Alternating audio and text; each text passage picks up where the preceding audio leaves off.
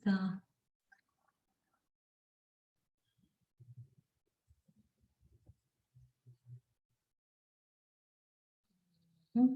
Estoy buscando la presentación ya.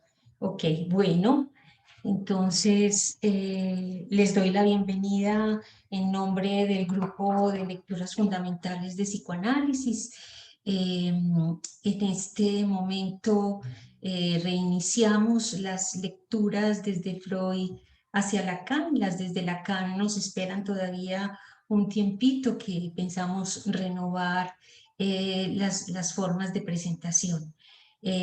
Vamos entonces con con el reinicio, tal como les había comentado.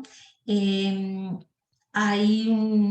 nos acompaña un personaje muy especial de la literatura española, la Celestina, que se fue invitando poco a poco. A esta primera sesión, a este reinicio. Habíamos pensado en un fragmento que tal vez algunos de ustedes pudieron escuchar con anticipación.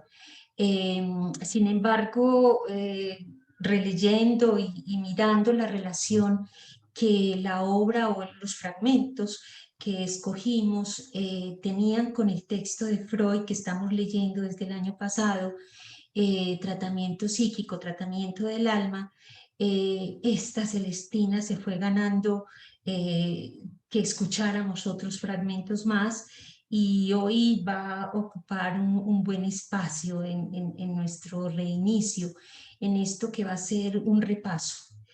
En este repaso quisiera como comenzar con la frase de Freud, porque ustedes saben desde que salimos, bueno, cómo vamos a empezar, cómo retomar un texto que hace 4 meses no leemos, que tal vez algunos llegan por primera vez, no lo conocen, ¿cierto? Y otros pues lo han olvidado o han estado de manera intermitente. Entonces, ¿cómo retomarlo? Como para ponernos en ruta, ¿cierto? En ruta de ese... Perdón, en ruta de recoger el texto y avanzarlo y terminarlo. Para quienes no lo saben, el texto lo hemos dividido, es un texto de 1890, es un texto precioso. Hemos empezado cada vez nos sorprende más y cada vez estamos más convencidas de que es un texto punto de capitón en el psicoanálisis. Abrió la ruta, abrió la vía a lo que es el tratamiento psíquico en términos psicoanalíticos desde la hipnosis.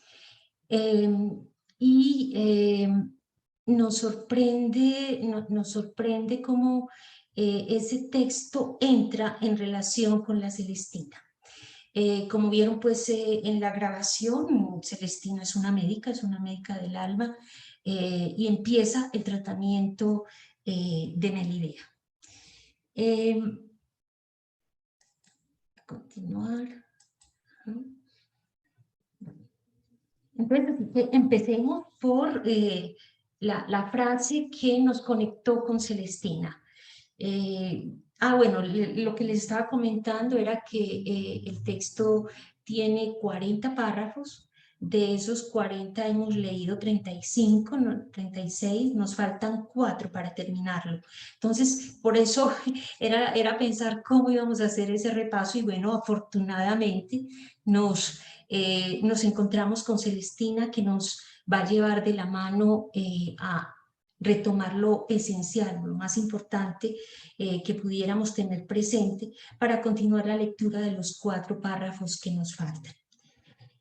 Así que empiezo por esa frase que nos conectó pues con Celestina, como les decía, y es esta. Dice Freud: si por tratamiento anímico entendemos el empeño por provocar en el enfermo los estados y condiciones anímicos más favorables para su curación, esta clase de tratamiento médico es históricamente la más antigua.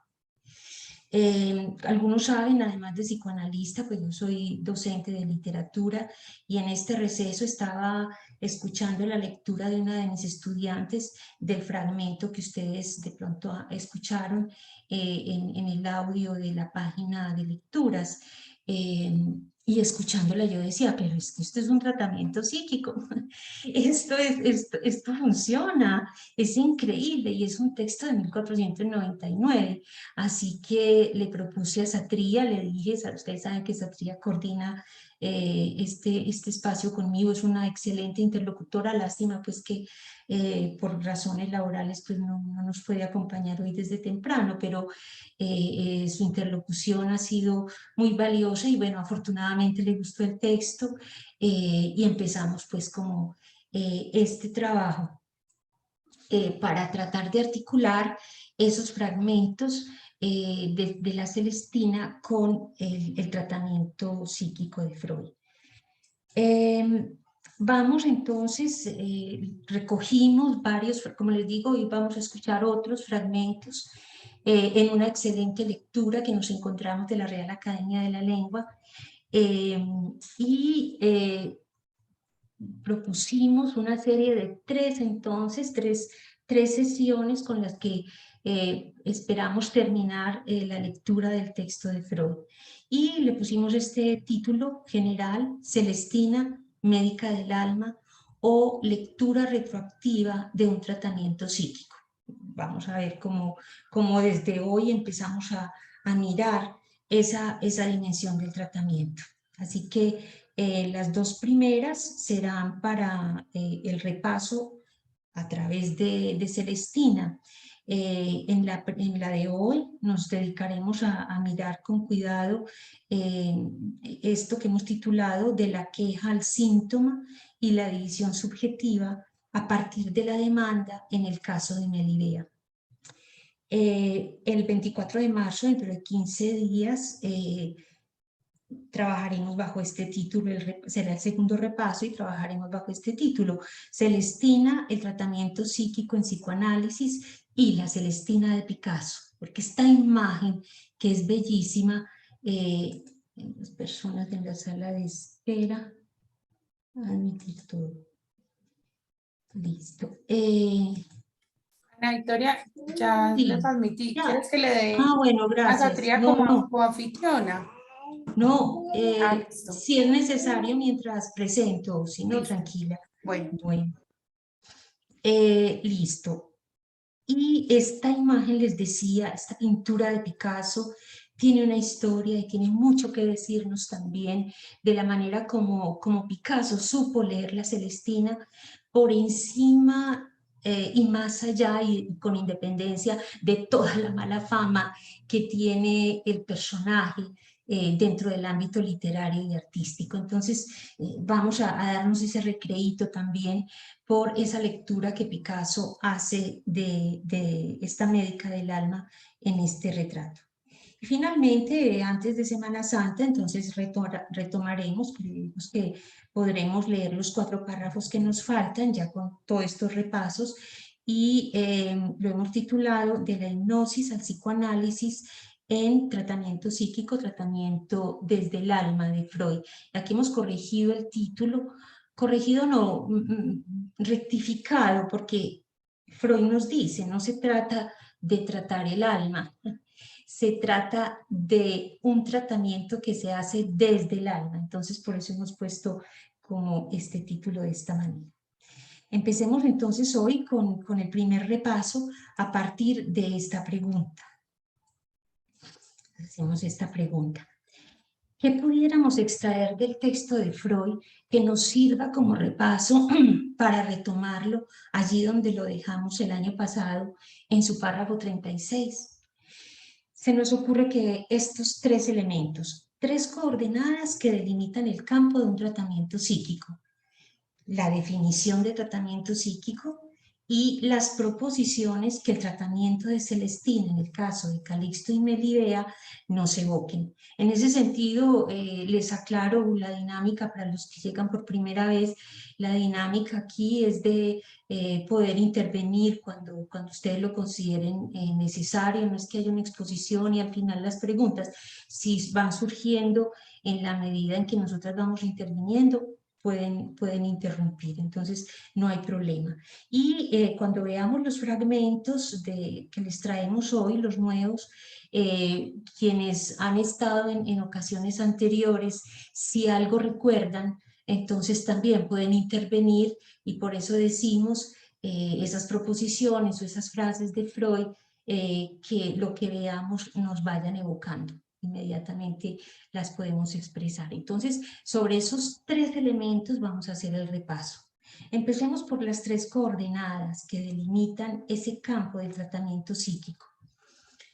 La primera, dice Freud, explica Freud, es un tratamiento de perturbaciones anímicas o corporales refractarias a los tratamientos convencionales.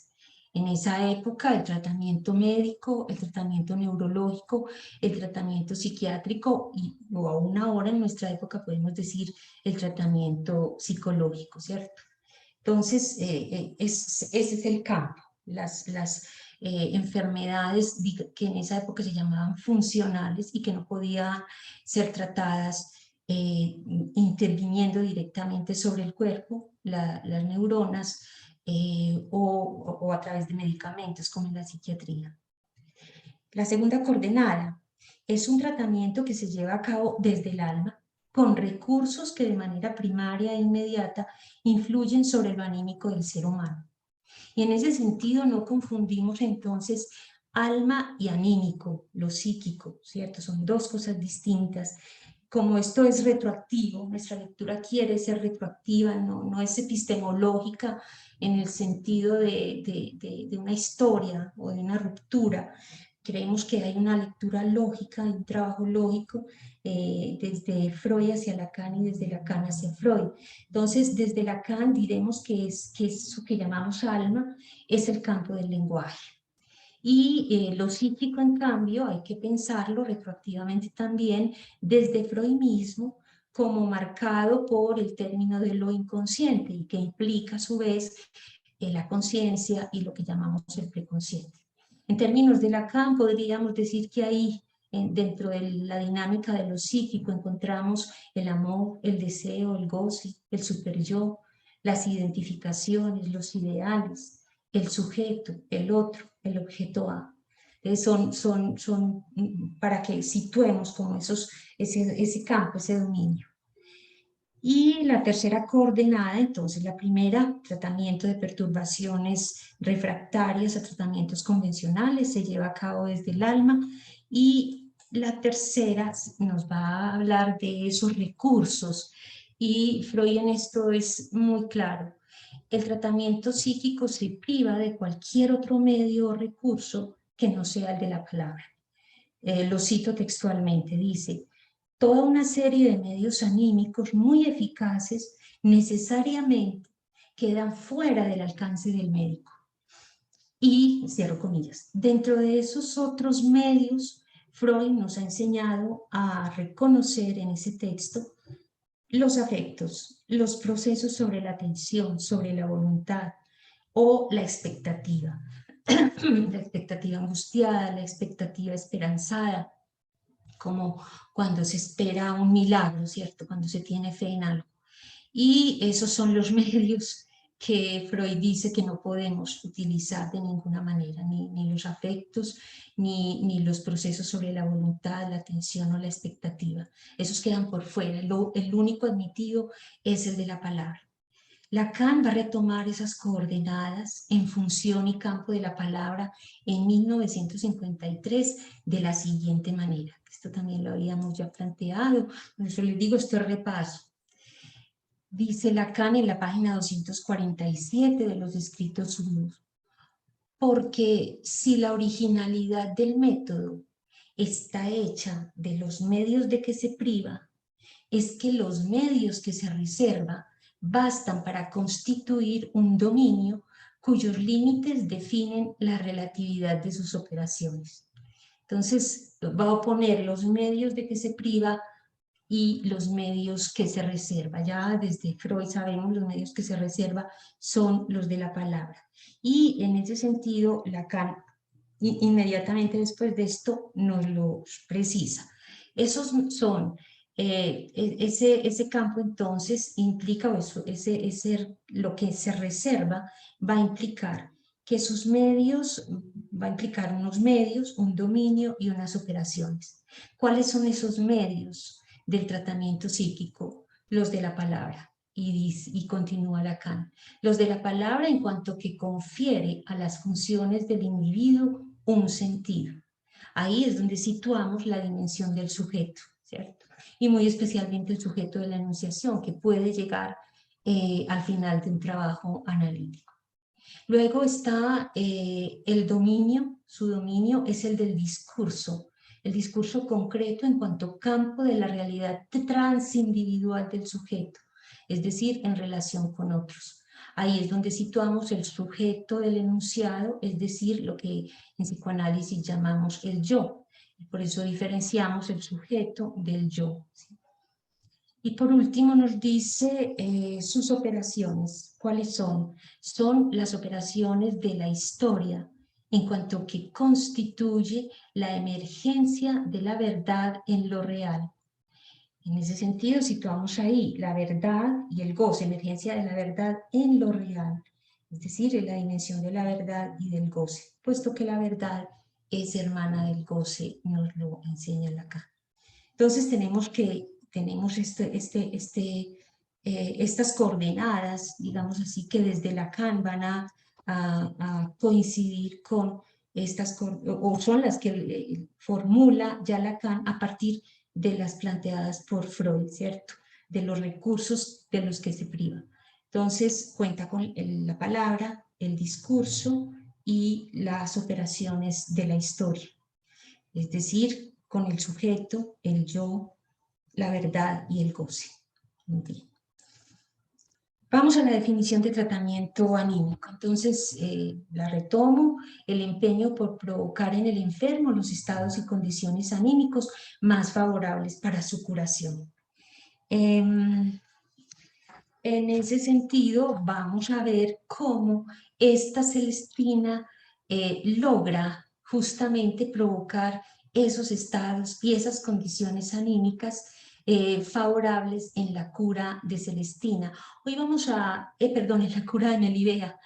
Hoy vamos a hacer más énfasis en la dimensión patológica, digamos así, en la dimensión de los síntomas, en la dimensión de la demanda, en la dimensión de la constitución del síntoma, pero en la próxima miraremos con más detalle esa dinámica del tratamiento. Bueno, la definición. En tercero, pues vamos a mirar los fragmentos que les comentaba de la lectura de la Real Academia. Sin embargo, antes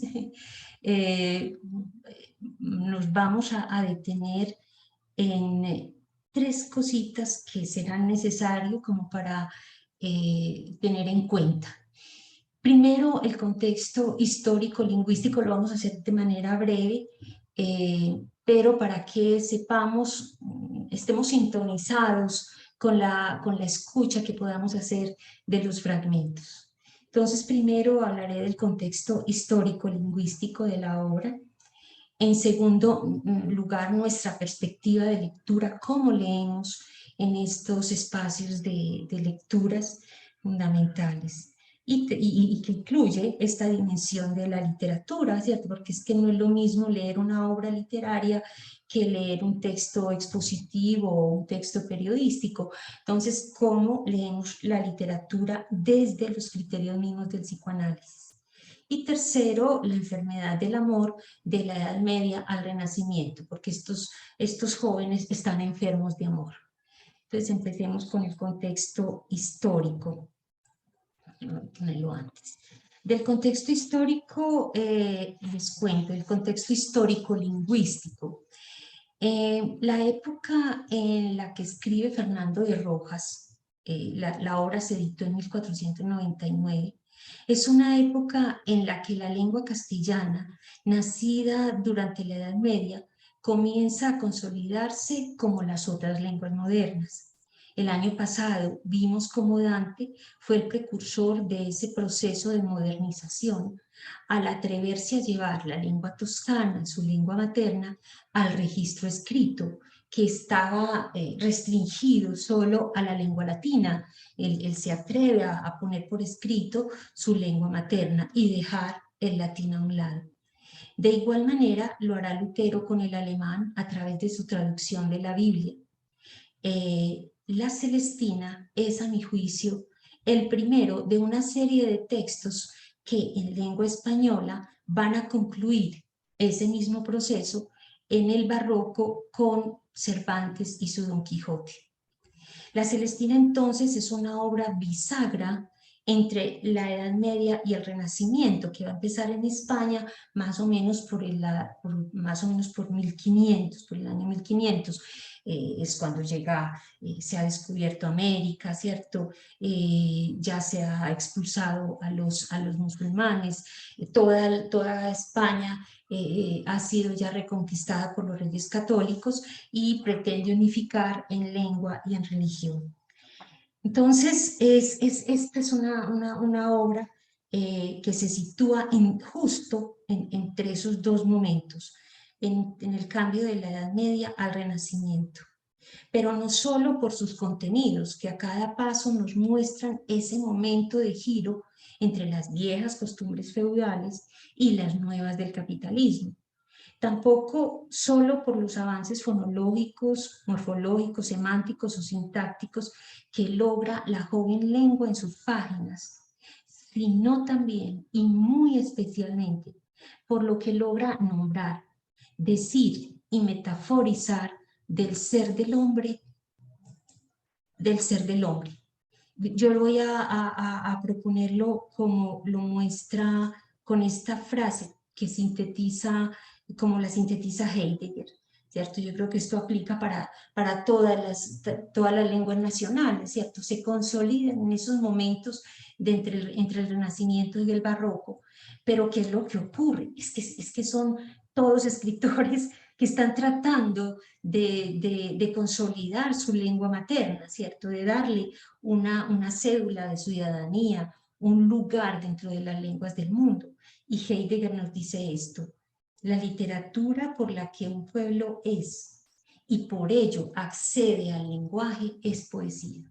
Y eso es lo que viene desde la Edad Media y pasa del Renacimiento y va a concluir en España, muy especialmente en el Barroco.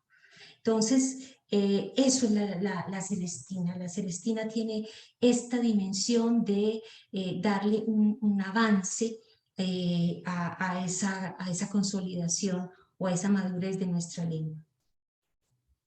Esta dimensión, pensar la Celestina como una obra que ha podido nombrar en lengua española, una lengua que estaba en ese momento de crecimiento y de consolidación, el ser del hombre, va a implicar que nosotros entonces tengamos cuidado en la manera como vamos a leerla. Entonces voy a pasar a los criterios de lectura.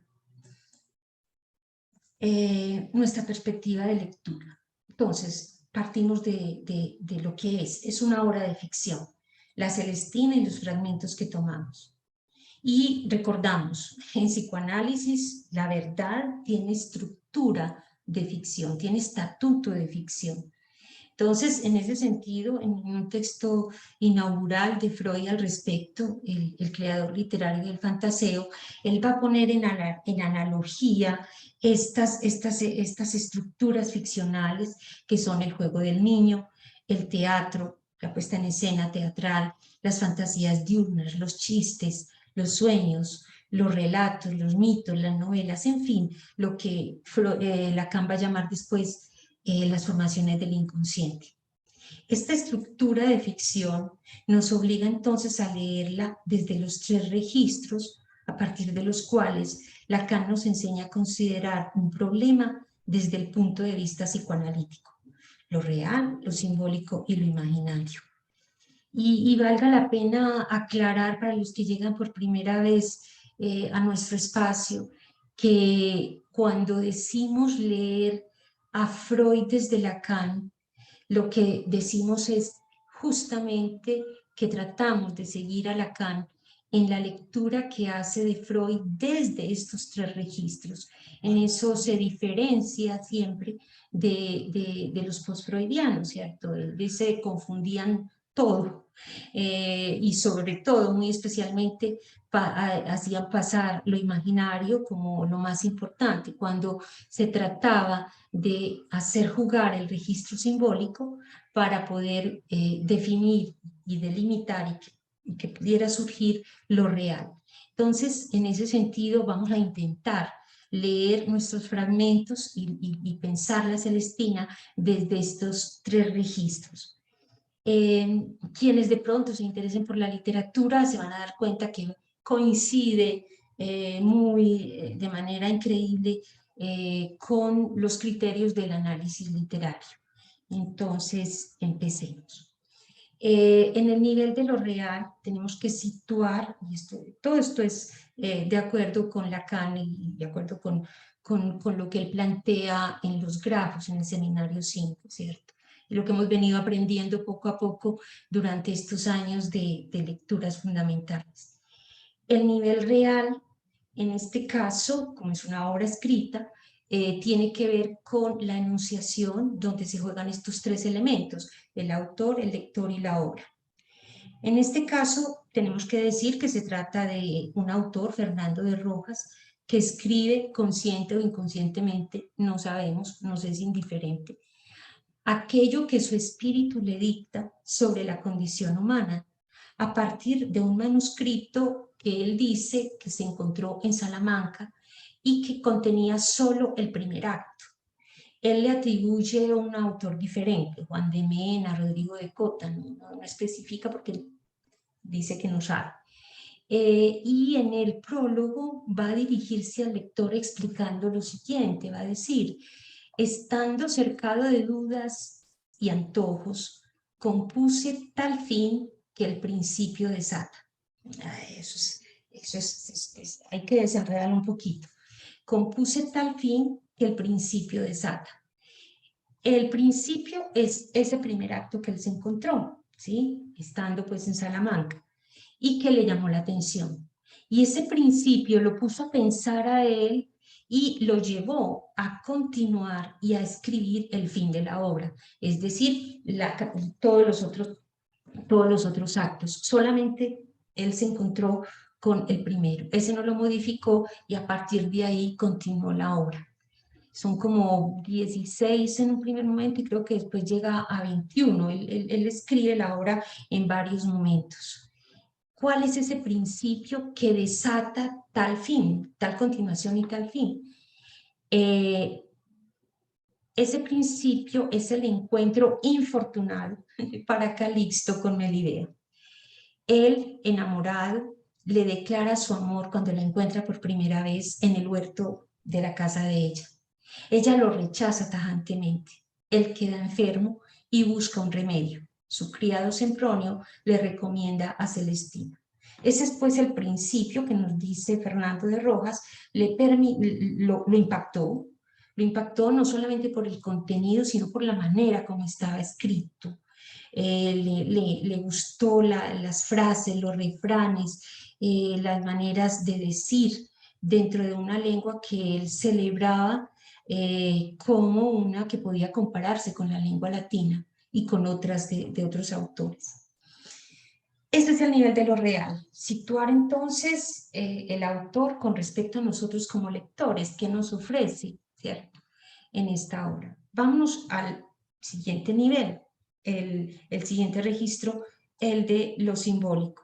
En el nivel simbólico situamos la enunciación, es decir, quién habla, quién lleva el hilo de la historia, quién la cuenta. Aquí nos encontramos que no hay ningún narrador, pues se trataría en un principio de un texto para ser puesto en escena. El autor escribe las acotaciones para ese efecto. pero es una obra imposible de llevarse a escena completamente, es muy larga, muy extensa, y parlamentos también muy extensos. Entonces lo que se hace es que se pone en escena algunos fragmentos, como pues se representan o se leen en voz alta, como lo vamos a ver hoy. ¿Por qué? Quizás los elementos del siguiente registro nos den alguna pista de respuesta. En el nivel de los enunciados, es decir, en el nivel de la historia o de los personajes, en este nivel o registro de lo imaginario de la obra, Freud nos enseña una hipótesis, y es que nuestro yo se identifica en general con el héroe de los relatos. Y a partir de esa hipótesis, él va a plantear dos proposiciones que espero que tendremos nosotros muy presente en nuestra lectura. Primero, va a decir, los buenos en los personajes son justamente los auxiliares del yo devenido en el héroe, y los malos sus enemigos y rivales. Es decir, es una primera división del yo en sus dimensiones fantasmáticas, buena y mala. Un poco se me ocurría hoy a la manera del Chapulín Colorado, cuando decía síganme los buenos, es decir, podemos completar aquellos que son como yo, y de esa misma manera va a excluir a aquello que proyecta en sus enemigos y que implicaría yo no soy como ellos, ¿cierto? Cada vez que se toma partido, y ahora es de mucha actualidad, podemos decir que los buenos y los malos hacen parte, digámoslo así, de esa dimensión del yo. Está el yo, sus auxiliares, amigos y sus enemigos. El segundo elemento es que Freud en ese mismo texto nos va a plantear que en la novela psicológica en su conjunto, la novela psicológica en su conjunto debe sin duda su especificidad a la inclinación del poeta moderno. Yo considero a Fernando de Rojas un poeta moderno, porque la modernidad empieza con el Renacimiento y él es absolutamente moderno, pues da el paso, ¿cierto? A la inclinación del poeta moderno a escindir su yo por observación de sí en yoes parciales, y a personificar luego en varios héroes las corrientes que entran en conflicto en su propia vida anímica. Nosotros estamos acostumbrados a pensar los personajes unos independientes de los otros. Aquí Freud nos enseña a mirarlo en la ficción, en la dimensión anímica, nos enseña a mirarlos como uno solo, ¿sí? Y lo vamos a ver con Calixto y Melibea, cómo forman partener, pero también cómo ellos se sustituyen los unos a los otros, y uno podría pensar que forman esas divisiones que hay en nosotros, ¿cierto? Cuando decimos quiero hacer esto, no lo quiero hacer, bueno, somos todo lo divididos, digámoslo así, una parte muy importante en nuestra dimensión superyoica, ¿cierto? Por ejemplo, que se opone a aquello que deseamos, lo quiero, pero después viene a veces un castigo o una dimensión de una orden militar que nosotros mismos nos damos. Estamos divididos, ese es, digamos así, lo esencial también del descubrimiento freudiano, y eso gracias a la palabra. Entonces veamos en el nivel de los enunciados de los personajes. Tenemos Calixto y Melibea. Calixto es el héroe, Melibea la heroína. Los dos van a constituir ese yo con el que podemos identificarnos. Es el yo, el sujeto del enunciado. Sempronio y Celestina, Sempronio es un criado de Calixto, vienen a ser Sempronio mensajero, Celestina la médica, y los dos vienen a ser auxiliares de ese yo. Finalmente tenemos los enemigos, tiene que haberlos, que son los criados, Pármeno de Calixto y Lucrecia de Melibea. Pero no pensemos que son absolutos. Los que son auxiliares en un determinado momento bien pueden llegar a ser enemigos, y viceversa, los enemigos convertirse en auxiliares del yo. Lo que sí tenemos claro es que hay estas tres dimensiones, estas tres entidades. Veámoslo en una banda de Moebius.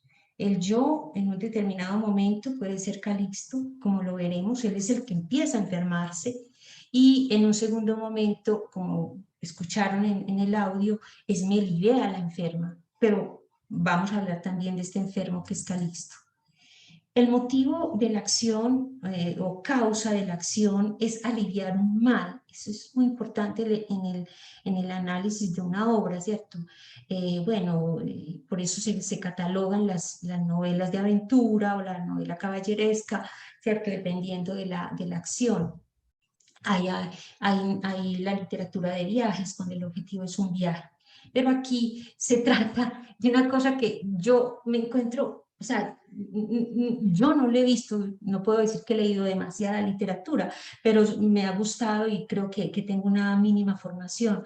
Yo no me había encontrado jamás esto, que el objetivo del héroe sea aliviar un mal. Y ese es el objetivo de Calixto, aliviar un mal, y que vamos a ver cómo singularmente va a tener que ver con Melibea, que pasa de ser médica a enfermarse también. Continuemos. Bueno, quizás por ello, aquí voy más rápido, es una obra muy singular y que nos va a permitir que Celestina ocupe un lugar protagónico, sabiendo que ella no es la heroína. Aquí continuamos. Sempronio, los mensajeros y aliados. Sempronio, Celestina son mensajeros o aliados del yo. Pármeno y Lucrecia, enemigos. Melibea, que es donde digo Melibea, la función médica va a estar en manos primero de Melibea y luego de Celestina. Bueno, esto es como lo que quería plantearles ya en términos del tercer contexto, que es cómo se concibe, cómo mirar la enfermedad del amor de la Edad Media al Renacimiento. El año pasado también, cuando hablamos de Dante, nos dimos cuenta, aprendimos que en el amor cortés el amante es el enfermo, o sea, toda la mirada está puesta en este enfermo. Que se queja del amor, que se queja de la indiferencia y de la crueldad de la amada. Con Dante, la cámara va a dejar al enfermo en un segundo plano y le va a ponerla en la amada. Ella es la causa del amor, ella es la causa del mal, pero también es la causa de la pregunta. Y Dante se hace una pregunta por Beatriz, y toda la Divina Comedia es el intento de respuesta a esa pregunta. Casi que diríamos en términos lacanianos, se pregunta por qué es una mujer. Con Celestina, ¿qué tenemos? Que el énfasis no está en el enfermo, el énfasis tampoco está en la amada, el énfasis está en el tratamiento, en la cura. Y eso ya marca una diferencia. Yo no lo he encontrado, ¿cierto? Sí existe más literatura donde el objetivo sea curarse. Tres lenguas entonces y tres discursos distintos sobre el amor es lo que nos hace ver esta Celestina. Vamos entonces a darnos el gusto de escuchar estos fragmentos donde vamos a ver, tengo que cambiar, compartir pantalla, y vamos a mirar.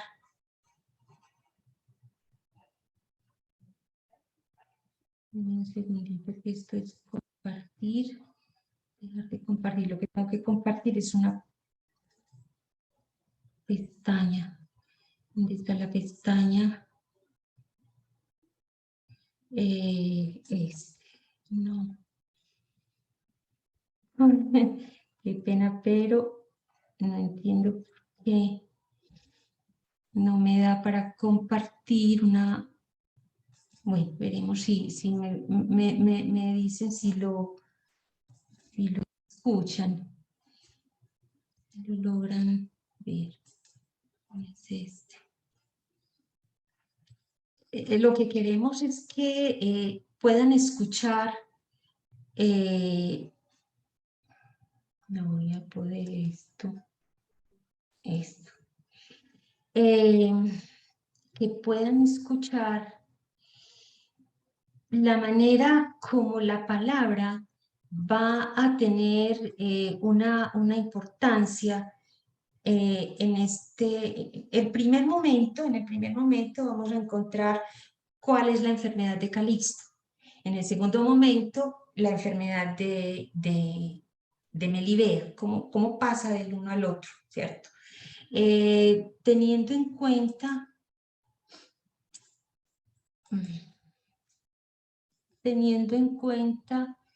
eh, vamos con estos elementos que los invitamos a agudizar, y es las relaciones entre lo psíquico y lo corporal. Eso va a ser muy presente en el fragmento. La enfermedad, en el registro de la enfermedad, el tratamiento y la cura, y a través del hilo de la palabra con todas sus variaciones. Entonces, lo que nos encontramos fue una serie, Cómicos de la Lengua. Es una lectura que hacen en la Real Academia de la Lengua de fragmentos de obras clásicas. Quería como aclararles que hay unos detalles de pronunciación. Ellos leen en el español un poco antiguo, pero se entiende, solamente que cuando van a pronunciar la J, pronuncian la L. Entonces, en lugar de orejas, ustedes van a escuchar orellas, o mujer, mujer, enojo, enollo, quejosa, quillosa. Toda la J va a ser como L. Y en el vocabulario, albricias va a ser alegría. El primer momento es la enfermedad de Calixto, lo que vamos a escuchar. Si yo logro pues encontrar cómo compartir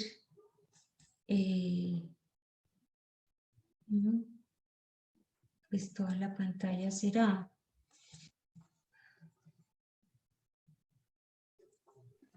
Hola Ana, yo creo que sí, intentemos Sí, así. sí, pero estás viendo, se escucha. Ahí se ve, Primera pero no sé intervención. si se escucha, yo escucho. Ok, listo. Entonces aquí comienza, lo tenía listo, era en 7 minutos 28. Listo, ok. Este es el encuentro, este es el momento en que él se enferma. En esto veo, Melibea, la grandeza de Dios. ¿En qué, Calisto? En dar poder a natura, que de tan perfecta hermosura te dotase, y hacer a mí inmérito tanta merced que verte alcanzase, y en tan conveniente lugar, que mi secreto dolor manifestarte pudiese. Sin duda, incomparablemente es mayor tal galardón que el servicio, sacrificio, devoción y obras pías que por este lugar alcanzar yo tengo a Dios ofrecido. ¿Quién vido en esta vida cuerpo glorificado de ningún hombre como agora el mío? Por cierto, los gloriosos santos que se deleitan en la visión divina no gozan más que yo agora en el acatamiento tuyo. Mas, oh, triste, que en esto deferimos, que ellos puramente se glorifican sin temor de caer de tal bienaventuranza, y yo misto me alegro con recelo del esquivo tormento que tu ausencia me ha de causar. ¿Por gran premio tienes este, Calisto? Téngolo por tanto, en verdad, que si Dios me diese en el cielo la silla sobre sus santos, no lo ternía por tanta felicidad. Pues aún más igual galardón te daré yo, si perseveras. Oh, bienaventuradas orellas mías, que indignamente tan gran palabra habéis oído. Más desaventuradas de que me acabes de oír. Porque la paga será tan fiera, cual merece tu loco atrevimiento, y el intento de tus palabras has ido. ¿Cómo de ingenio de tal hombre como tú había de salir para se perder en la virtud de tal mujer como yo? Vete, vete de ahí, torpe, que no puede mi paciencia tolerar que hayas subido en corazón humano conmigo, en el ilícito amor, comunicar su deleite. Iré como aquel contra quien solamente la adversa fortuna pone su estudio con odio cruel.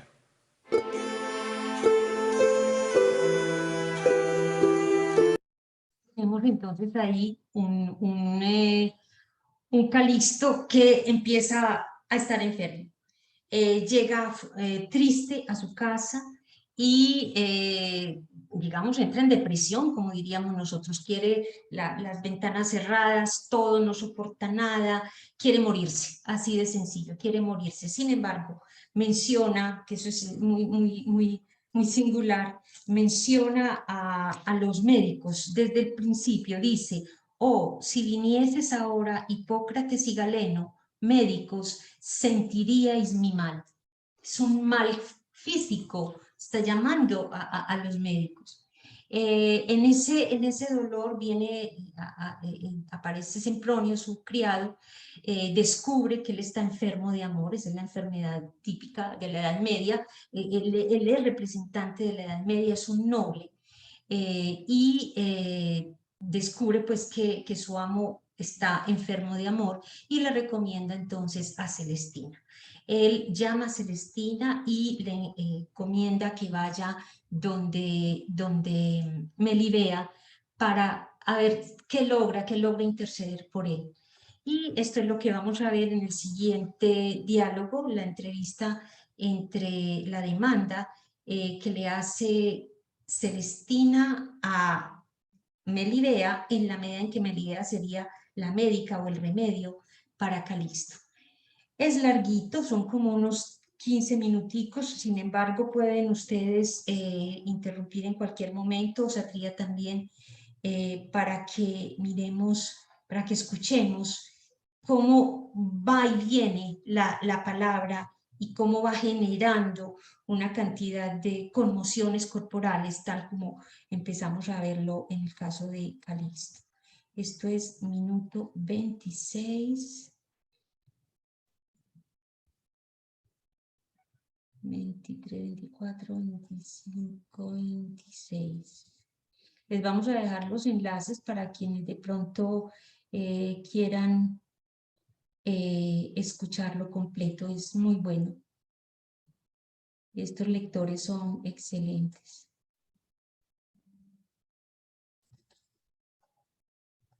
Ah, ¿y cómo te lo dices? Gorso Betó. Oh, angélica imagen, oh perla preciosa, ¿y cómo te lo dices? Gorso Betoma en verte hablar. Perdón, Celestina es una vieja, ella va a la casa de Melibea con el pretexto de venderle hilos, ¿sí? ¿No sabes que por la divina boca fue dicho contra aquel infernal tentador que no de solo pan viviremos? Pues si tú me das licencia, diréte la necesitada causa de mi venida, que es otra, que la que hasta ahora has oído, y tal que todos perderíamos en me tornar en balde sin que la sepas. Di, madre, todas tus necesidades, que si yo las pudiere remediar, de muy buen grado lo haré, por el pasado conocimiento y vecindad que pone obligación a los buenos. Mía señora, antes allenas, como tengo dicho. Pide lo que querrás, sea para quien fuere. Ay, doncella graciosa y de alto linaje, tu suave habla y alegre gesto, junto con el aparello de liberalidad que muestras con esta pobre vieja, me dan osadía a te lo decir. Yo dello un enfermo a la muerte, que con una sola palabra de tu noble boca salida, que le lleve metida en mi seno, tiene por fe que sanará, según la mucha devoción tiene en tu gentileza. Vieja honrada, no te entiendo si más no declaras tu demanda. Por una parte me alteras y provocas a enollo, por otra me mueves a compasión. No te sabría volver respuesta conveniente según lo poco que he sentido de tu habla. Que yo soy dichosa si de mi palabra hay necesidad para salud de algún cristiano, porque hacer beneficio es semellar a Dios, y más que el que hace beneficio le recibe cuando esa persona que le merece, y el que puede sanar al que padece, no lo haciendo le mata. Así que no ceses tu petición por empacho ni temor. El temor perdí mirando, señora, tu beldad. Que no puedo creer que en balde pintase Dios unos gestos más perfectos que otros, más dotados de gracias, más hermosas facciones, sino para hacerlos almacén de virtudes, de misericordia, de compasión, ministros de sus mercedes y dádivas, como a ti. Ay, ¿por qué no daremos parte de nuestras gracias y personas a prójimos? Mayormente cuando están envueltos en secretas enfermedades, y tales que donde está la medicina salió la causa de la enfermedad. Por Dios, que sin más dilatar me digas quién es ese doliente, que de mal tan perplejo se siente, que su pasión y remedio salen de una misma fuente. Bien ternaz, señora, noticia en esta ciudad de un caballero manchego, gentilhombre de clara sangre, que llaman Calisto. Ya, ya. Buena vieja, no me digas más, no pases adelante. ¿Ese es el doliente por quien has hecho tantas premisas en tu demanda? ¿Por quien has venido a buscar la muerte para ti? ¿Por quien has dado tan dañosos pasos? Desvergonzada barbuda, ¿qué siente ese perdido que con tanta pasión vienes? De locura será su mal. ¿Qué te parece? Si me hallara sin sospecha de ese loco, ¿con qué palabras me entrabas? No se dice en vano que el más empechible miembro del mal hombre o mujer es la lengua. Quemada seas, alcahueta falsa, hechicera, enemiga de honestidad, causadora de secretos hierros. Jesús, quítame la Lucrecia de delante que me fino, que no me ha dejado gota de sangre en el cuerpo. Bien, se lo merece esto y más, quien a estas tales da oídos. Por cierto, si no mirase a mi honestidad y por no publicar su osadía de ese atrevido, yo te hiciera malvada, que tu razón y vida acabaran en un tiempo. ¿Aún hablas entre dientes delante de mí para acrecentar mi enojo y doblar tu pena? ¿Querrías condenar mi honestidad por dar vida a un loco, dellar a mi triste por alegrar a él y llevar tú el provecho de mi perdición, el galardón de mi hierro? Perder y destruir la casa y honra de mi padre por ganarla de una vieja maldita como tú. ¿Piensas que no tengo sentidas tus pisadas y entendido tu dañado mensaje? Pues yo te certifico que las albricias que de aquí saques no sean sino estorbarte de más ofender a Dios, dando fin a tus días. Respóndeme, traidora, ¿cómo osaste tanto hacer? Tu temor, señora, tiene ocupada mi disculpa. Mi inocencia me da osadía. Tu presencia me turba en verla irada. Y lo que más siento y me pena es recibir enojo sin razón ninguna. Por Dios, señora, que me dejes concluir mi dicho, que ni él quedará culpado ni yo condenada. Y verás cómo es todo más servicio de Dios que pasos deshonestos. Más para dar salud al enfermo que para dañar la fama al médico. Si pensara, señora, que tan de ligero habías de conjeturar de lo pasado nocibles sospechas, ¿no bastará tu licencia para me dar osadía a hablar en cosa que a Calisto ni a otro hombre tocase? Jesús, no oiga yo mentar más ese loco saltaparedes. Fantasma de noche, luengo como ciguñal, figura de paramento mal pintado, sino aquí me caeré muerta. Este es el que el otro día me vido y comenzó a desvariar conmigo en razones, haciendo mucho del galán. Dirásle, buena vieja, que si pensó que ya era todo suyo y que daba por él el campo porque holgué más de consentir sus necedades que castigar su hierro, quise más dellarle por loco que publicar su grande atrevimiento. Pues avísale que se aparte de este propósito y serle sano. Si no, podrá ser que no haya comprado tan cara habla en su vida, pues sabe que no es vencido, sino el que se cree serlo, y yo quedé bien segura, y él, ufano. De los locos se estimará todos los otros de su calidad. Y tú, tórnate con su misma razón, que respuesta de mí otra no habrás, ni la esperes, que por demás es ruego a quien no puede haber misericordia. Y da gracias a Dios, pues tan libre vas de esta feria. Bien, me habían dicho quién tú eras y avisado de tus propiedades, aunque ahora no te conocía. Más fuerte estaba Troya y más brava sé yo amansado. Mucha tempestad durará. ¿Qué dices, enemiga? Habla que te pueda oír. ¿Tienes disculpa alguna para satisfacer mi enojo y excusar tu hierro y osadía? Mientras viviere tu ira, más dañará mi descargo, que estás muy rigurosa y no me maravillo que la sangre nueva poco calor ha menester para hervir. ¿Poco calor? Poco lo puedes llamar, pues quedaste tú viva y yo quejosa sobre tan gran atrevimiento. ¿Qué palabra podías querer tú para ese tal hombre que a mí me estuviese? Responde.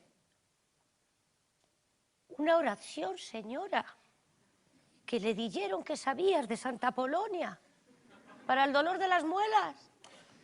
Y asimismo, tu cordón, que es fama que ha tocado todas las reliquias que hay en Roma y Jerusalén. Aquel caballero que dille pena y muere de ellas. Esta fue mi venida. Pero pues en mi dicha estaba tu airada respuesta, padezcas el su dolor en pago de buscar tan desdichada mensajera.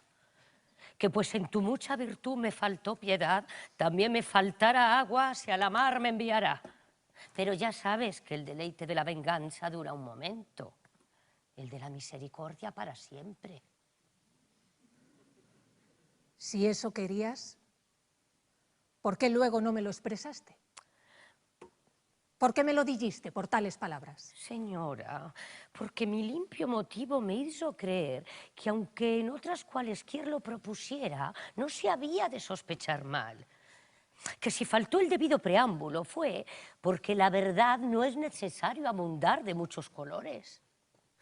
Compasión de su dolor, confianza de tu magnificencia ahogaron en mi boca al principio la expresión de la causa. Y pues conoce, señora, que el dolor turba, la turbación desmanda y altera la lengua, la cual había de estar siempre atada con el seso. Por Dios, que no me culpes. Y si él otro hierro ha hecho, no redunde en mi daño. Pues no tengo otra culpa sino ser mensajera del culpado. No quiebre la soga por lo más delgado, no semelles la telaraña, que no muestra su fuerza, sino contra los flacos animales. No paguen justos por pecadores. Imita la divina justicia que di yo. El ánima que pecare, aquella misma muera, a la humana, que jamás condena al padre por el delito del hillo, ni al hillo por el del padre. Ni es, señora, razón que su atrevimiento acarree mi perdición, aunque, según su merecimiento, no temían mucho que fuese él el delincuente y yo la condenada, que no es otro mi oficio sino servir a los semejantes. De esto vivo y de esto me arreo. Nunca fue mi voluntad enollar a unos por agradar a otros, aunque hayan dicho a tu merced en mi ausencia otra cosa. Al fin, señora, a la firme verdad el viento del vulgo no la empece. Una sola soy en este limpio trato, en toda la ciudad. Pocos tengo descontentos, con todos cumplo lo que algo me mandan, como si tuviese 20 pies y otras tantas manos. No me maravillo que un solo maestro de vicios dicen que basta para corromper un gran pueblo. Por cierto, tantos y tales loores me han dicho de tus falsas mañas que no sé si crea que pedías oración. Nunca yo la recé. Y si la rezare no sea oída, si otra cosa de mí se saque, aunque 1000 tormentos me diesen. Mi pasada alteración me impide a reír de tu disculpa, que bien sé que ni juramento ni tormento te hará decir verdad, que no es en tu mano. Eres mi señora, tengote de callar, hete yo de servir, hazme tú de mandar. Tu mala palabra será víspera de una saya. Bien, la has merecido. Si no la he ganado con la lengua, no la he perdido con la intención. Tanto afirmas tu ignorancia que me haces creer lo que puede ser. Quiero, pues, en tu dudosa disculpa, tener la sentencia en peso y no disponer de tu demanda al sabor de ligera interpretación. No tengas en mucho ni te maravilles de mi pasado sentimiento, porque concurrieron 2 cosas en tu habla, que cualquiera de ellas era bastante para me sacar de seso. nombrarme ese tu caballero que conmigo se atrevió a hablar y también pedirme palabras sin más causa que no se podía sospechar sino daño para mi honra. Pero, pues todo viene de buena parte, de lo pasado haya perdón, que en alguna manera es aliviado mi corazón, viendo que es obra pía y santa sanar los apasionados y enfermos. ¡Ay! Y tal enfermo, señora. Por Dios, si bien le conocieses, no le juzgases por el que has dicho y mostrado con tu ira. En Dios y en mi alma no tiene hiel. Gracias, 2000. En flaqueza, Alessandre. En esfuerzo, Héctor. Y esto de un rey, gracioso, alegre, llamar reina en él tristeza. De noble sangre, como sabes, gran yustador.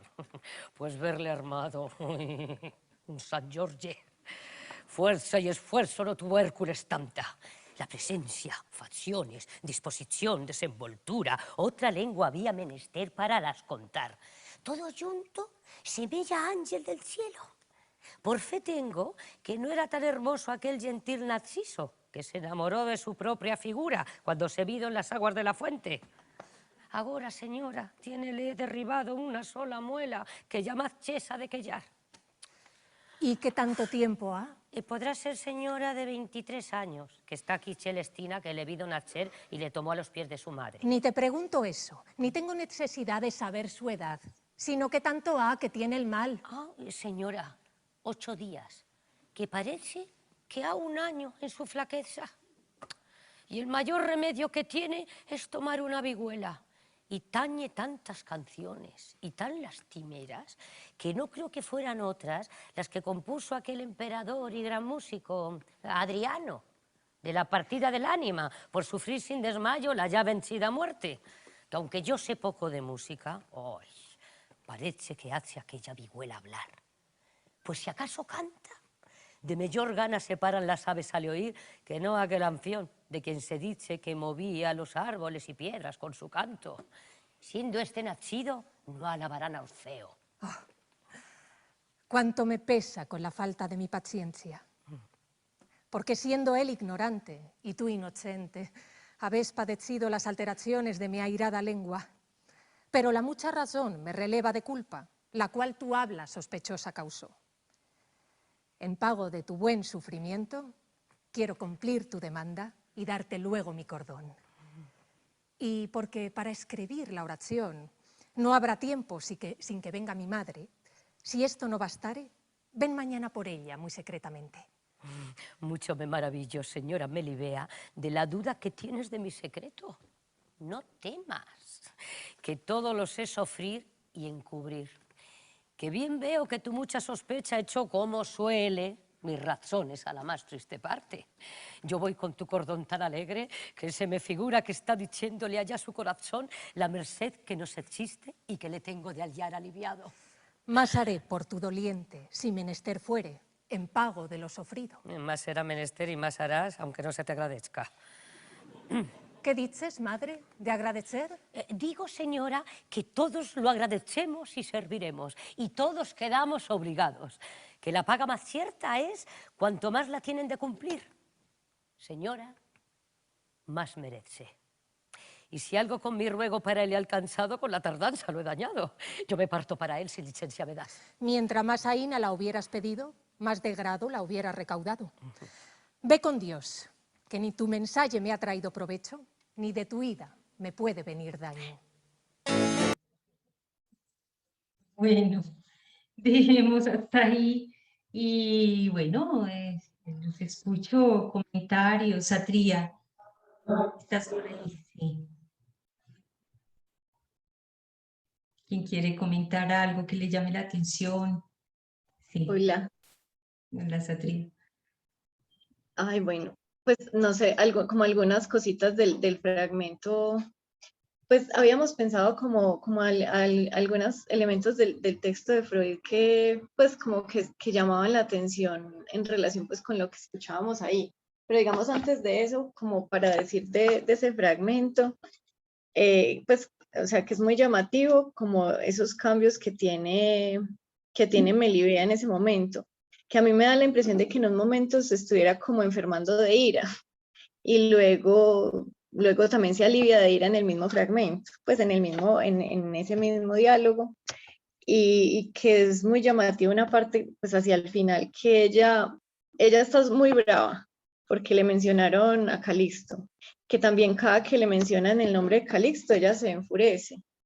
Y está muy brava, pero en vez de decirle que se vaya y ya, sigue hablando y le pide, pues le pregunta que cuál es la palabra que viene a buscar de él. Pues sí, que qué es lo que él quiere de ella, o sea, como que no se queda con la curiosidad, pues, de saber la palabra, que eso también es como muy curioso, pues que está muy brava, pero sigue conversando con la señora y le pide finalmente como la palabra, y bueno, cuando la señora le logra decir que es una oración, entonces ella pues se baja.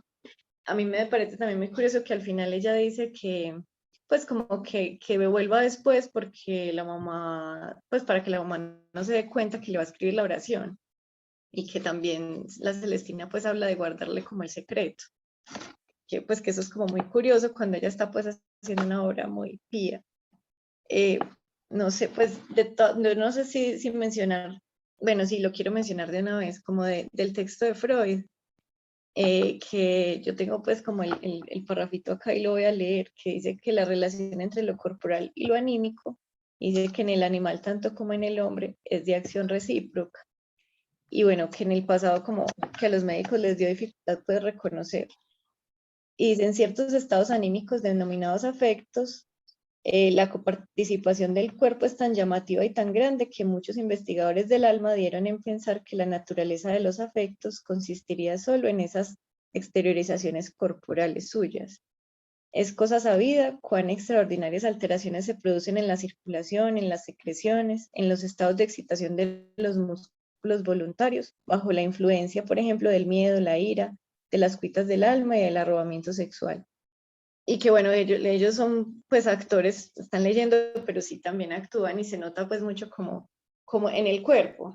En el cuerpo pues como se enoja, cómo cambia pues según las emociones, pero también lo que ella dice de lo que siente. Pues que, o sea, también menciona como que siente la ira como en el cuerpo, pues no sé, eso pues por ahora, pues hay más cositas. Por ejemplo, cuando dice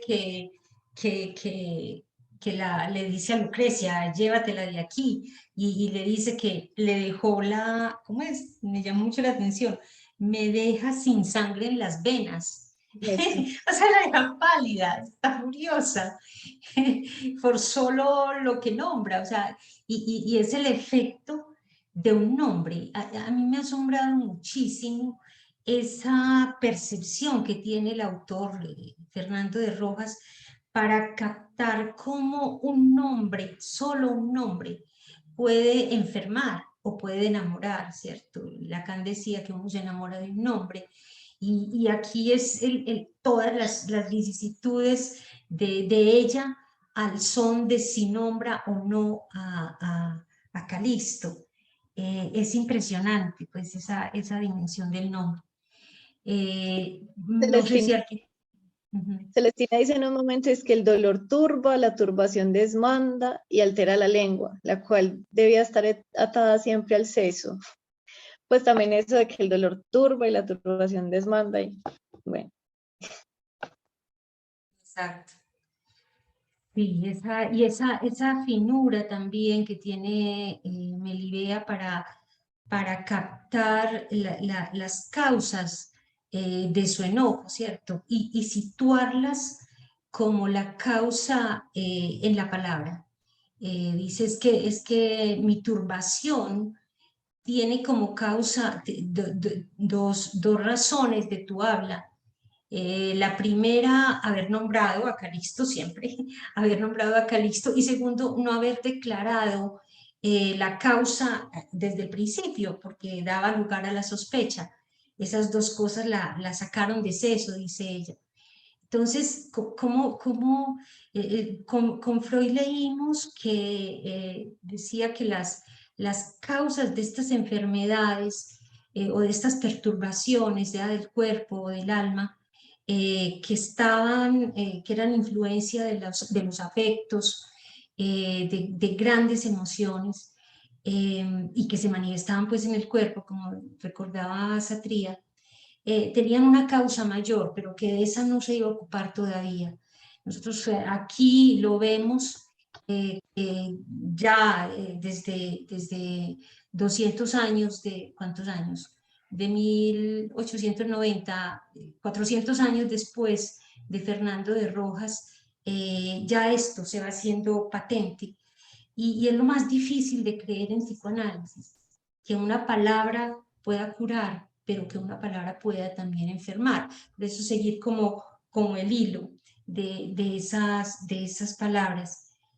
No sé si querés decir algo más o porque Otra cosa, olvidé y decir. no, que también hay lugar como a muchas cosas ambiguas, pues como a palabras y dichos y preguntas ambiguas, incluso de parte de las dos, sobre todo pues de Celestina, ¿cierto? Que ella pues parece que hace como un cálculo para, pues para ver como qué piensa Melibea cuando le mencione a Calixto, y luego pues lanzarle como cualquier cosa que ella no se esperaba, pues la petición de la oración para el dolor de muela, pero entonces que está el dolor y entonces que le duele la muela, pero entonces como que eso fuera ambiguo como con el dolor del alma, porque después él le duele la muela, pero se pone a tocar música y canciones pues muy adoloridas porque le duele la muela, pues como que no casa mucho eso.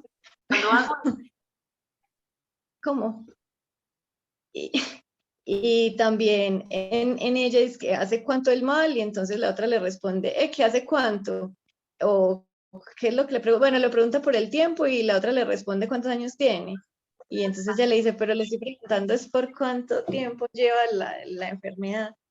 Y hay un montón de juegos pues como con la ambigüedad que ella utiliza, que yo creo que es lo que genera las dos cosas, pues como que ella primero se enoje y que luego logre incluso mandarle algo a Calixto cuando estaba tan enfurecida con él desde el principio, como esos juegos con la ambigüedad. Ya, ¿qué iba a decir que le había faltado? ¿Alguien más quiere hablar? Sí, Sí. sí, Marlene, comenta.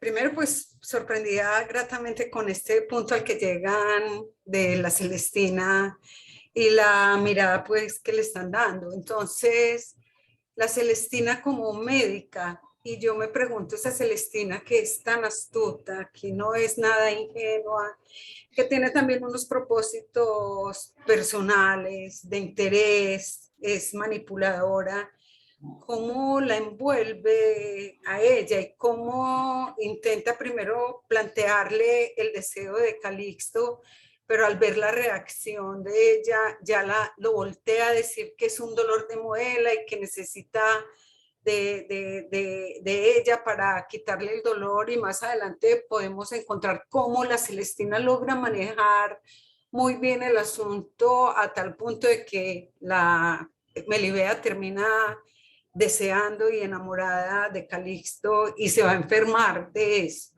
Yo quisiera saber en ese sentido qué papel es esa médica que no es propiamente, que es a la vez como que va a curar la enfermedad, pero que la propicia, a mi modo de ver, porque envuelve de tal manera a Celestina, a Melibea, que logra que ella se interese en Calixto. Esa médica ahí en este contexto que estamos mirando, cómo se puede entender o qué. Y otra cosa que quería decir es que yo siempre he lamentado que insistan en privar la lectura de estos clásicos en los colegios, porque hay maneras de llegar y de que ellos descubran esta belleza, porque es una belleza, y que leyendo precisamente a Fernando Vallejo en lo de la gramática del lenguaje literario, él dice cómo el lenguaje literario existe por oposición al habla, y que es precisamente el lenguaje literario el que le da la riqueza al idioma, porque entonces no fuera literatura si se escribiera de la manera como como hablamos, el literato precisamente hace uso de todos esos recursos y de esas formas de expresar literaria y estéticamente, y a mí me parece una belleza y una profundidad en esa condición humana que solo estos genios la saben decir de ese modo. ¿Alguien más quisiera comentar, preguntar algo? Bueno. Sí, en general de la Celestina se habla mal y como decía ahorita, se le reconoce más bien por su avaricia, por ser manipuladora, prostituta, hechicera, ¿cierto? Todos los malos calificativos. Por eso me sorprendió mucho y me ha sorprendido mucho encontrar esta otra dimensión de ella. Y yo me pregunto si, sin lugar a dudas, hay una mala intención de ella, o sea, ella busca su provecho, llenar su bolsillo, ¿cierto? No importa por encima de lo que sea, es desleal con los criados, pero yo tenía la idea de que ella era una manipuladora y de que ella era una, sí, en el ámbito literario se dice que es una lógica, ¿cierto? Que es una sofista, pero con ellos me da la impresión, es lo que logro captar, que logra capturar las dimensiones de la palabra, cuidar la dimensión de la palabra. Ella entiende, ¿sí? Ella sabe, digámoslo así, en el orden del saber. Ella sabe, tiene un saber sobre el goce, ¿sí? Y en ese sentido, el saber sobre el goce va a implicar reconocer en el otro todo aquello que se opone en él para acceder al goce. Entonces, lo que uno encuentra en Melibea, lo que enferma a Calixto es su no, su rechazo rotundo. Pero fíjense cuál es el resorte, cuál es la razón. La virtud y la honra no va a perder, no va a dejar que se deshonre la casa de su padre. Entonces, en esos dos puntos, ella choca. Hay un conflicto en Melibea. Hay un conflicto en aceptar cualquier proposición que le pudiera hacer Calixto, independientemente de que le guste o no, porque lo primero que ella tiene claro es la honra, el honor de su casa, el nombre de su padre. Ella lo dice, no voy a cambiar yo la honra de mi padre por la de una vieja como vos, ¿cierto? Como tú. Y ella hace ese cambio. Yo ahí, por ejemplo, yo decía, tan charro, ¿por qué no dijo por Calixto? Ella dijo por ella, por Celestina. Entonces ahí es cuando el psicoanálisis nos enseña a leer en los personajes cómo ellos van fluctuando, ¿sí? Entre la dimensión superyoica, ¿sí? En la dimensión del deseo. Cuando digo la dimensión superyoica, nosotros sabemos que el reverso del superyo es el goce. Entonces, cuando hay esa dimensión y no solamente superyoica, sino también de los ideales. Ella tiene un ideal, tiene algo muy claro, no acceder a ningún requerimiento que pudiera poner en duda su honra y la casa de su padre. Entonces, cuando Celestina logra darse cuenta de la intensidad digámoslo en términos de nosotros, del super yo de Celestina. Eso nos pasa a todos los que somos analistas y estamos escuchando al analizante. Hay cosas hay momentos en que el analizante dice, yo no quiero oír hablar de eso, no quiero hablar de eso. Y entonces el analista, ¿qué hace? ¿Cómo manejar, cómo tocar allí donde es necesario tocar? A pesar de ese severo super yo que se pone ahí como guardián y dice, no, de igual manera que Melibea cuando dice, no me lo mencione, no quiero escucharlo, Dios que me deja sin sangre en las venas, ¿cierto? Es ella la que logra captar cómo en ese rigor, ¿cómo es que ella le dice? Que estás muy rigurosa, le dice, que estás muy rigurosa, ¿sí? Entonces logra manejar ese super yo del que está presa Melibea y que no reconoce, que no sabe en ella. Me gustó mucho como Satria dice, se enferma de ira, pero en el mismo diálogo se cura de esa ira. ¿Pero por qué? Por el cuidado que tiene Celestina para tratar eso que para ella es muy importante. Es su criterio, su ideal, digámoslo así en nuestros términos, el ideal de ser, de conservar la honra de la casa de su padre y de ella misma. Entonces, en ese sentido, es lo que quisiera que empezáramos a mirar. Yo le decía a Satria en un momento, esa mala fama de Celestina, eso malo que ella es, ¿cierto? Lo avara, lo manipuladora que puede ser con otros, es una cortina de humo, es algo que no, como una censura, ¿sí? A partir de la cual es posible que pase esto otro, que es lo más valioso de la obra. Y es ese tratamiento que ella va haciendo y es a lo que los invitamos en la próxima ocasión. No alcanzamos a escuchar el audio, pero en la próxima ocasión podremos escucharlo e incluso los invitamos. El audio tiene el primer momento, porque ustedes se fijan cómo se queda Melibea tan tranquila. Se queda Melibea tan tranquila. Celestina va a llevarle las buenas nuevas a Calixto. Lo veremos cómo él se alivia a partir de las palabras. Aquí hay un malentendido. Se puede pensar que la cura de Calixto es tener relaciones sexuales con Melibea, ¿cierto? O sea, perder la honra, eso es lo que el argumento nos vende. El autor mismo lo dice, yo escribo esto en reprensión para que los jóvenes sepan que no pueden confiar en viejas alcahuetas ni en falsos criados. Pero de lo que se trata es de cómo logran estos jóvenes acceder a reconocer su propio deseo, su propia verdad.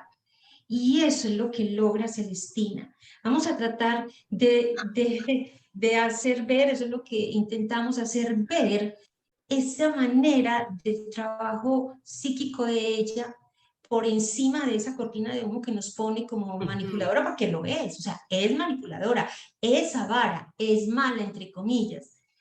Pero aquí, en el hilo, en la escucha que ella hace del mal de amor de Calixto y de Melibea, es una médica. Y creo que ahí lo pondremos en discusión. Ahí ella hace gala de una ética de la escucha, no de una ética del bienestar, no. No es una ética ni del bienestar ni de la bondad. Ella no está haciendo caridad, ella cobra. El analista también tiene que cobrar, o sea, y cobra por hacer mal, entre comillas, es decir, por tocar la llaga, porque si no la toca se encona. Y ella lo logra y los vamos a invitar a que de pronto los que tengan tiempo puedan leer el resto del acto 10, donde es de una finura en el manejo de la palabra, que no creo mucho que sea que manipule a Melibea, sino que le permite a Melibea reencontrarse con su verdad, que se enamoró de Calixto. Es eso. A eso iba el malentendido del psicoanálisis, pensar que la salud está en que se encuentren y tengan relaciones sexuales. No, los dos se curan antes del encuentro sexual. Eso es lo que vamos a tratar de ver. ¿Por qué se curan? ¿Por qué se enferman y por qué se curan? ¿Cuáles son las palabras que enferman y que curan? Entonces, bueno, vamos a tratar de rescatarlo. Lo que me quedó en el tintero fue leer la definición de enfermedad, de mal del amor que encontramos para la época. No sé si lo logro, si da tiempo, no, un minutico. Donde está aquí, mírenlo acá. Este es también de otro video que les recomendaremos de esta señora Folke Herner. Es una investigadora de la Celestina y dice esto: Calixto es un enfermo de amor. Padece lo que la teoría médica del momento llama el amor eros. Los teóricos del amor y también los médicos del momento, o sea, de esa época, definen el amor como un producto del extravío de la facultad imaginativa y un trastueque de los estímulos sensoriales. La teoría medieval dice, el amor entra por los ojos e inicia un proceso muy complicado en el cerebro del hombre y hace que el equilibrio entre los humores del cuerpo, los líquidos del cuerpo, se pierda. Calixto padece realmente una enfermedad como una gripe, como una fiebre, y esta enfermedad lo vuelve loco. Miren lo que es loco, es decir, ya no es capaz de percibir el mundo como es. Lo vemos en su descripción de Melibea. Hace lo que hacen los poetas y novelistas anteriores, describir una mujer dentro de los cánones estéticos del momento y no como ella es, pero es muy consciente de esas leyes de la retórica y de los tópicos del momento. Entonces es eso, es el amor como enfermedad y realmente tiene todo esto que toca el cuerpo, que produce todos estos fenómenos del cuerpo. Entonces, bueno, veremos en la próxima cómo este enfermo logra aliviarse entonces y a partir de las palabras que encuentra. Ana Victoria, discúlpeme, yo miré el enlace donde ustedes graban también el mal de Melibea, en su voz, en la desatría. Ah, sí, sí. Sí, y no sé si el fragmento que ustedes escriben debajo de Freud sobre los prejuicios, desarraigar prejuicios y él invita a no creer o desestimar sin conocer. Me parece que esta puerta que ustedes abren, yo no había visto así, la Celestina es una posibilidad enorme de mirarla de otro modo y de despojarse de esos prejuicios, porque cuando yo escucho su voz en la Celestina, pensé prejuiciosamente, esa voz tan dulce de Ana Victoria, No me cuadra, sí. a la Celestina, pero es mirar también eso de la palabra en la Celestina, porque es que esa capacidad que tiene. Es de tratar de deslindar lo que es la manipulación del tratamiento que ella hace, del dolor de ellos. Es que realmente ellos están sufriendo y ella utiliza en la ambigüedad del dolor de muelas la intensidad del dolor físico que implica el amor en ese momento, ¿cierto? Y que decía Freud también, el dolor anímico, el dolor imaginado es tan intenso y tan real como el dolor corporal. Sí.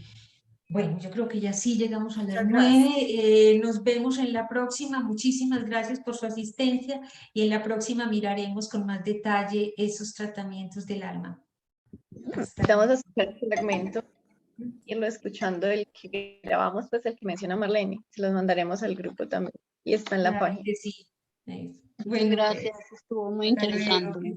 Hasta luego. Muchas gracias. Muchas gracias, muy rico. Volverlas a ver a todas. Ok, hasta luego.